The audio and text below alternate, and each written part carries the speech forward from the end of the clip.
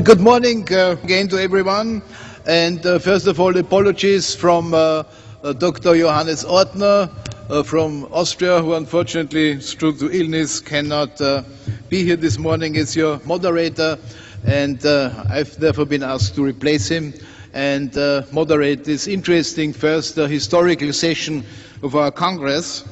And as you are aware, our plenary session this morning, we look into the past, into the early years of space exploration, but it is historical, I believe, only in name, as indeed the events described, that will be described in our session by our panelists and by the films you will see. The events also hold, as we shall try to see, important lessons, perhaps also for the present and the future. We shall look back only 50 years, which in the long history of the world and the universe is just a brief snapshot, but 50 years which will take us back to a period completely different, in some ways, completely different, and in stark contrast to our present time and our present period. And indeed, the 1950s were a period of amazing paradoxes and contrasts, with challenges sometimes apparently more simple and straightforward, but sometimes also much more awe-inspiring than the challenges of our era. So on the one hand, you had to face in the 1950s dangerous superpower rivalries, symbolized by the Cold War with the specter of the annihilation of humankind by nuclear war. On the other hand, this was a period of great hope and optimism, and belief in the future and its possibilities opened by spectacular advances of science and technology. It is therefore no coincidence that the idea of the possibility, indeed the feasibility of space exploration and space travel took hold in the public mind of these years, and that the first speculations and visions of this new advance began to appear. As author Wes Huntress reminds us in the introduction to a study on next steps in the exploration of deep space, it was as early as 1952 that space travel and exploration was vividly and graphically described in a series of articles in the famous American magazine, in Collier's magazine, a periodical very popular and influential in the United States of this day. And that apparently reacting to much public interest in the subject. Much of the technical advice it obtained by Collier's came from no other than Wernher von Braun, at this time already active in rocket research in his new homeland. But in this period, it was not only the Americans who were thinking and dreaming of space exploration and travel. Similar activities, albeit in great secret, were carried out in what was then the Soviet Union, which was involved in many forms of competition with its great rival in the West. This competition was not only of a dangerous military nature, it happened also in science and technology. So while scientists in the United States openly and counterparts such as Wernher von Braun. But both the enthusiastic reaction that greeted Sputnik, but also the flurry of activities that it unleashed, especially in the West, shows that in a certain sense, the world, at least in the developed world of this moment, was ripe for the space age, and its new discoveries and advances, its vision and its dreams. What Sputnik set in motion was there, on the basis of a certain level of preparedness, a strong disposition, existing disposition and willingness to enter into new fields of human exploration, to overcome old frontiers and embark into something entirely new and untried.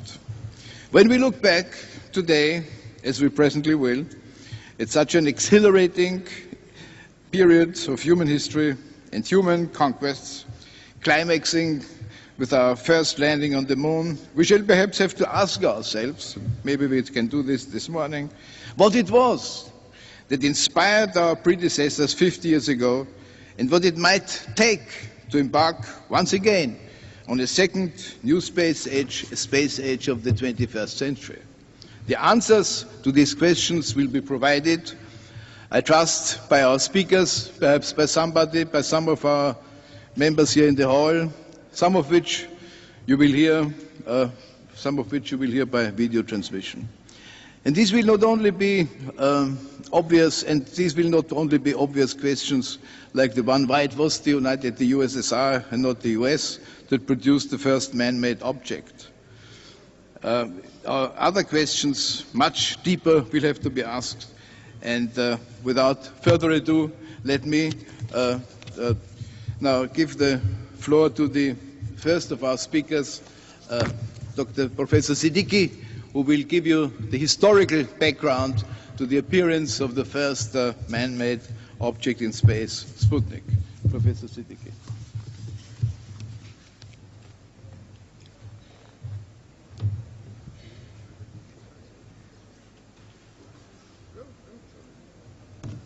Thank you all for coming here.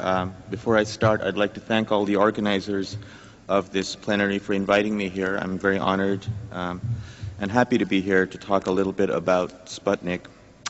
My goal here is to provide some sort of historical perspective on Sputnik. In some ways, I suppose I'm representing the community of professional historians here rather than the practitioners of spaceflight. Having been fortunate to have studied this topic in detail, I hope that I can provide a few small insights. I'll just talk briefly on two different set of topics, and then I'll show a short slideshow. What I'd like to talk about really today is a couple of different things. The first set of things I want to talk about is what made Sputnik possible. And I think it's important for us to revisit that question. It's been 50 years, and it's now appropriate, I think, and also useful to look back on the conditions that made such a tremendous leap in technology possible. The second set of things I want to talk about is Sputnik's impact and why it's important to remember Sputnik. Sputnik was really made possible by three very broad set of factors. The first was international rivalry, the Cold War space race, but technically really the Cold War rivalry between two superpowers, the United States and the Soviet Union. This was a rivalry that was fought on many different fronts, militarily, economically, culturally, socially, but for our story here it's really about the military. In some sense, it's ironic that the start of the space age was tied directly to military competition. Both sides were developing nuclear weapons. They needed delivery systems for these weapons. And the ICBM, the Intercontinental Ballistic Missile, was the solution in some ways that scientists in both nations identified. And so this was a particular type of rivalry that set off a technological race. So I think it's important to account for that, even as we celebrate Sputnik, that its origins lie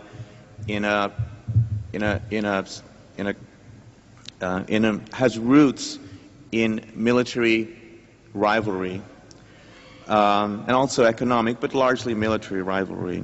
Second, Sputnik was made possible by a national commitment. In order to really have Sputnik, each nation had to nationally commit to doing something. In the case of the Soviet Union, they had committed enormous amount of resources to build an ICBM,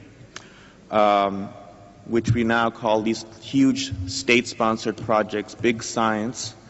And they developed many ways of implementing these projects, which we would now recognize as systems engineering, and other kinds of management practices. But at the time in the 50s, this was all quite new. Trying to coordinate a massive project involving hundreds and hundreds of subcontractors was an enormously new innovation. And finally, it required a community of brilliant scientists and engineers. It required people with a vision.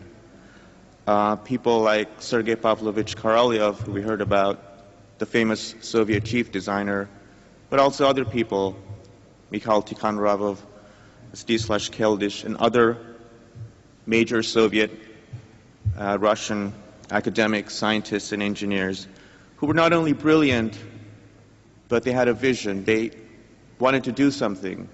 They wanted to do something that was incredible in some ways at the time.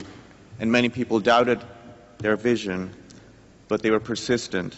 And I think the confluence of these three factors, a rivalry, state mobilization of resources, or state commitment, and scientists with a vision, were the three things that really came together in a particular moment in history to give us Sputnik. So I guess one might well ask, what's the point of, why should we remember Sputnik? What is so important 50 years down the road when so many other things are going on in space exploration? Why should we spend time on Sputnik? Well, Sputnik has a meaning, or several meanings, to many different people. I'd just like to point out a couple. First, Sputnik has a meaning on a practical level. And by practical, it could be politics, technology, economics. On a practical level, Sputnik had an impact that we can't really imagine these days. No other scientific or technological event, probably in the last 100 years, shocked the United States as Sputnik did. There was a sort of a collective national shock in the United States. Some called it a technological Pearl Harbor. It shocked a nation out of complacency. Because of Sputnik, the United States government created the National Aeronautics and Space Administration, NASA, in 1958. And because of Sputnik, you had a chain of events from that formation of NASA that eventually led up to perhaps the greatest technological achievement of the 20th century, the landing of men on the moon in 1969. Also because of Sputnik, the United States government established an organization known as the Advanced Research Projects Agency, or ARPA.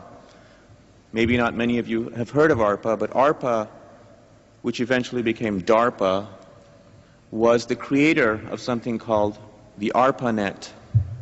And the ARPANET is, in some ways, the root of the present-day Internet. So you could almost trace that back to Sputnik, too.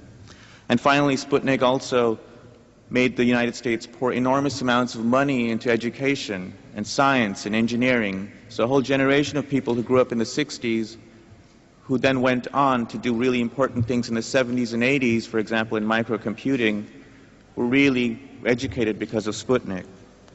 And of course, there's a practical impact in the Soviet Union, too. The Soviet Union became one of the greatest spacefaring nations, and Russia remains to this day one of the great spacefaring nations. Without Sputnik, this probably would not have happened. Those are the practical reasons. And there's also a set of reasons which I like to call metaphysical. Scientists don't like to think of these things. They're not useful, they're a waste of time, but I think it's important for us to dwell on this a little bit. What does that mean, a metaphysical reason or a metaphysical impact? It was the first time in human history that something that we had made had breached the heavens, had broke through and breached space. You might say that it was the first time in history that something that was thrown upwards did not come down. And I think it's important in the bigger scheme of human history to sort of realize that. And in that sense, what the Soviet Union did in 1957 was not just a national achievement, it was also a human achievement. It was something that I think all of us can take part in remembering, because it represents not just a nation, but something globally that hundreds and maybe even thousands of years later we will still remember. So, and that's why I think Sputnik is important, because it was the first. It was the very first. Okay, I'm just going to show a brief PowerPoint, a slideshow, just kind of going through some of the history of Sputnik very quickly, maybe give you a sense of some of the technical details of the satellite. Most of you are familiar with what Sputnik looks like. It's a very elegant design, a metal ball with 4 antennas. It's been displayed in many, many thousands of museums. The main architects behind Sputnik, some of you have heard of Sergei Pavlovich Korolev, the famous Russian Soviet chief designer, a brilliant man, some would say a genius. There was also his assistant, Tikhon Ravov, who was really the quiet, humble genius behind the program. He was the man who actually designed the satellite. Keldysh, who was a scientist who was interested in the science possible by using these artificial satellites.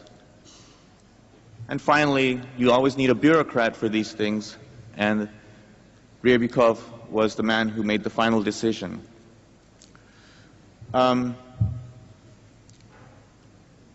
The satellite itself was actually, in some ways, quite simple. It was basically 2 shells, hemispherical shells, with a huge battery in the middle, which is actually 3 batteries packaged together into one. A radio transmitter, actually 2 radio transmitters, to transmit the very famous beep, beep, beep sound that many of you know. A thermal system, and not much else, really. This is a very elegant and simple design, just to see, let's see if it works. This is an exploded view of the satellite. And here are views of the actual satellite from a museum display. And you can see the battery and the associated wiring and actual hemispheres. Another view of the satellite. Again, a very simple and elegant design. The rocket that launched Sputnik was called the R-7, which, as you know, its derivatives are still flying today. It was a 1.5 stage booster developed in the late 50s. The ICBM itself was declared operational in 1960. And it was capable of carrying a 3-ton warhead, which really takes us back to my first idea about this really evolving from a military imperative. This is a picture of Korolev, who is in the middle, just a few days before the launch of Sputnik. On his right is Tikhon Ravov. Both of them knew that within perhaps a couple of weeks, the history of the world would change. This is the ICBM on the launch pad during a launch. These are pre-test launches before the actual satellite launch. An actual launch of the ICBM on May 15, 1957, the first ever launch of an intercontinental ballistic missile.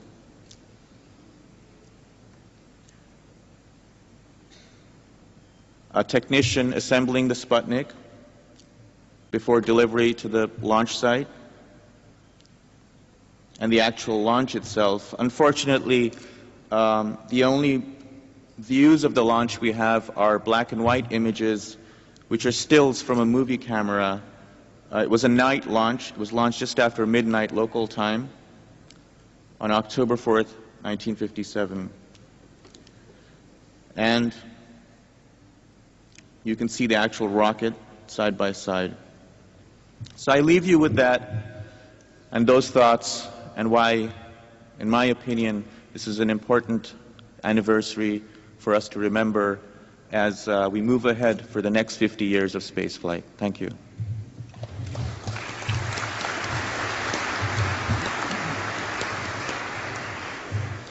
Well, thank you very much, Professor Siddiqui, for this historical overview. And as unfortunately Professors Chertok and Legostayev could not be with us this morning, we have Dr. Igor Sorokin, the Deputy Director of Space Station's Utilization Center of Energia, who will give us a brief outline of historical situation as seen through Russian eyes. Dr. Sorokin. Good morning, dear colleagues.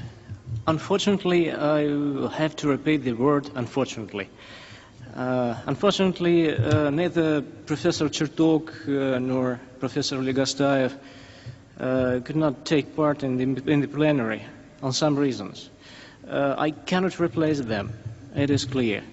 But I would like to introduce briefly both of these historical persons, and would like to suggest you see two movies, very informative, and I'm absolutely sure you will be satisfied, in spite of this contingency situation.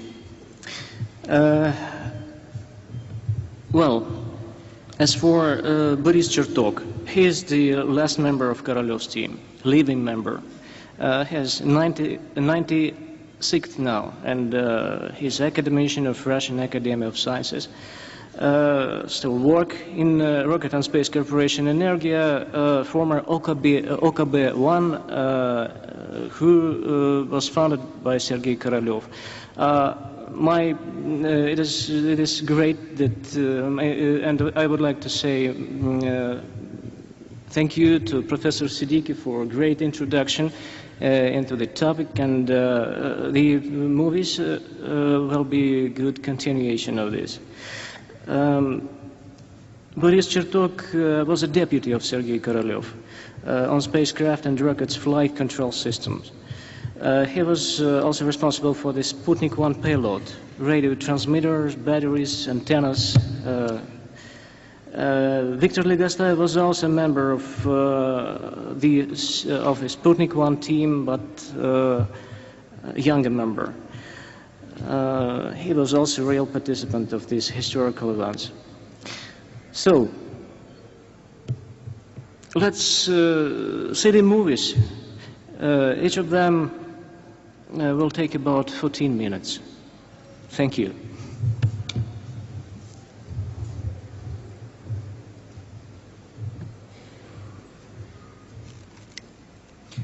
Excuse me.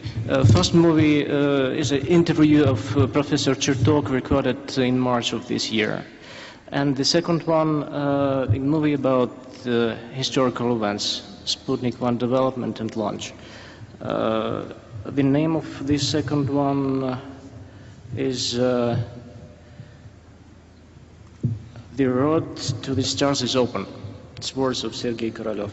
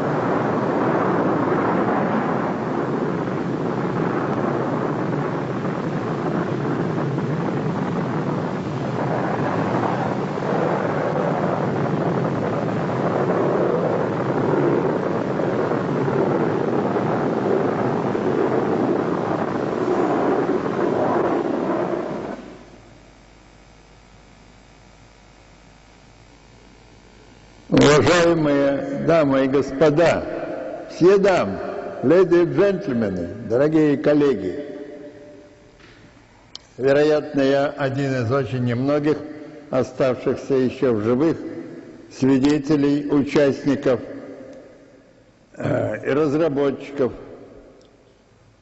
первого в мире искусственного спутника Земли. Запуск этого первого в мире искусственного спутника был осуществлен в Советском Союзе 4 октября 1957 года, 22 часа 28 минут 34 секунды по московскому времени. Впервые в истории человечества миллионы людей могли наблюдать в лучах зашедшего или восходящего солнца, перемещающийся по небе звезду, созданную не богами, а руками человека. Мировое сообщество восприняло появление первого в мире искусственного спутника Земли как действительно величайшее достижение, научное и инженерное достижение. Однако впервые научную основу, доказывающую возможность преодоления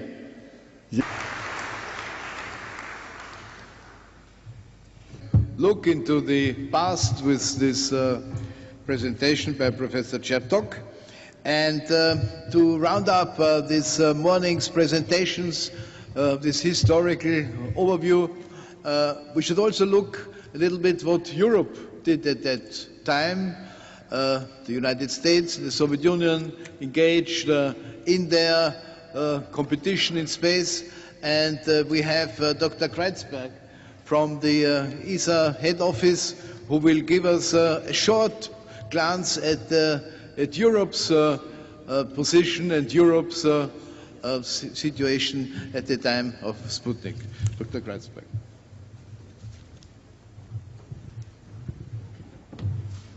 I'd like to remind you that every participant will receive his own copy in the next couple of days, and having had a look, not only contributed to that book, I must say I have express my great thanks to the organizers and to ISRO that they compiled this information.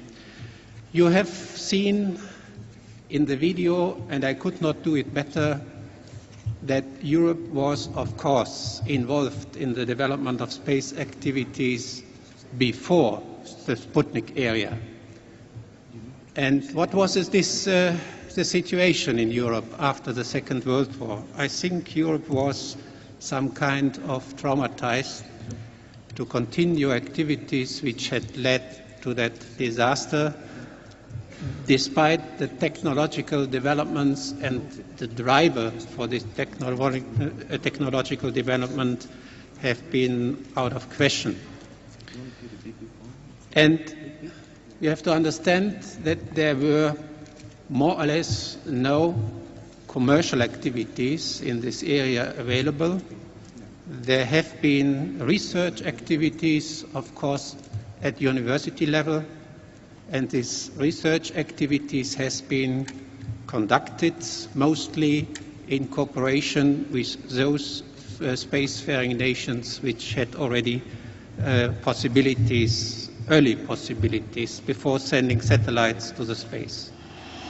But the launch of Sputnik, of course, gave a signal. It initialized a new round of discussion, first among the scientists, the scientific managers or the manager of the scientific programs, and finally to the politicians. And I think this led in 1960 to the conclusion to build up a European research capacity, which led afterwards, 1962, to the foundation of ELDO. This was the European Launcher Development Organization, and simultaneously to the foundation of ISRO, the European Space Research Organization. So two totally different organizations.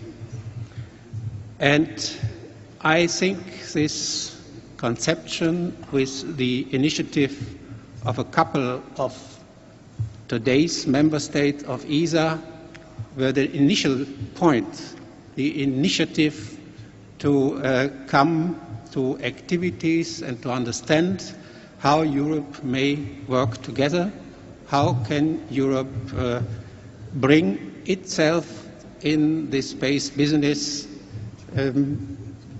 It led to a lot of activities and a lot of problems, and fortunately we have various people here in the auditorium who can witness this development. It worked, but it worked not extremely efficient. But this initiation, I think, was the point on reflection of the foundation of one organization in 1972. That was the time when ESA had been founded. At that time, Europe had already a launcher developed.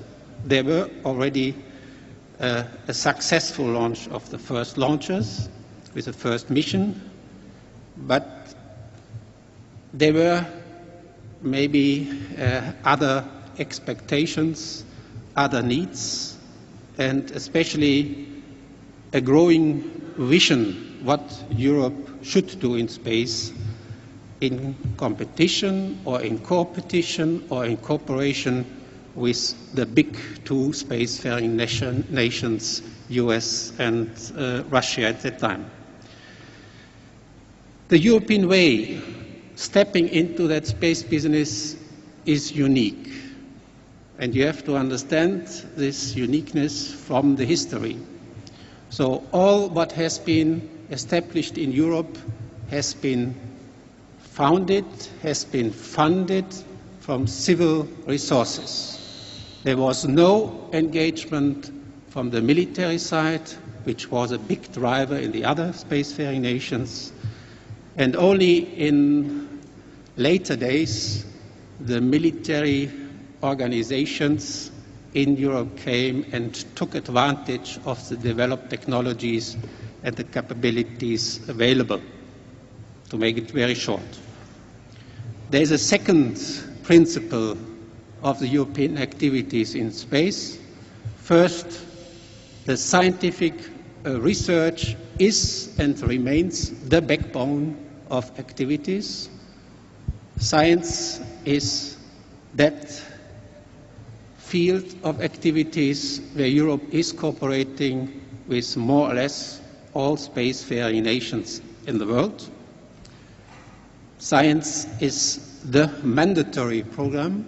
Each member state of ESA has to pay to contribute to this program without any negotiation, I must say, whereas other activities can be done on a